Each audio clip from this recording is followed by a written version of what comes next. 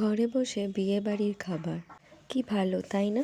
নতুন জামা পরতে হলো না, মেকআপ করতে হলো না, যেতে হলো না, অথচ খাওয়া হয়ে গেল। আসলে ব্যাপারটা হয়েছিল, সবারই নিমন্ত্রণ ছিল আমাদের বাড়িতে, কিন্তু আমরা একটা কারণবশত যেতে পারিনি, শুধু বাবা গিয়েছিল।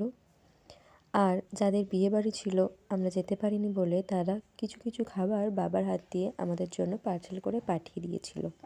তো দেখো তার মধ্যে কি কি ছিল। প্রথমেই ছিল ভেজিটেবিল চপ, তারপর ছিল ডাল পুরি, তার সঙ্গে ছিল ফুলকপি আলুর রোস্ট, চানা মশলা, মিষ্টি, স্যালাড, সঙ্গে রাইস ও চিকেনও ছিল, কিন্তু আমি যেগুলো খেতে পছন্দ করি শুধু সেগুলোই নিয়েছিলাম।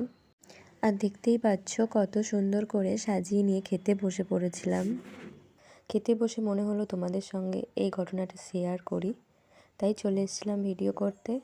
আমার এই ছোট ছোট ভিডিওগুলো তোমাদের ভালো লাগলে আমার চ্যানেলটাকে অবশ্যই সাবস্ক্রাইব করো। আজকের মতো টাটা, দেখা হবে নতুন কোনো ভিডিও নিয়ে।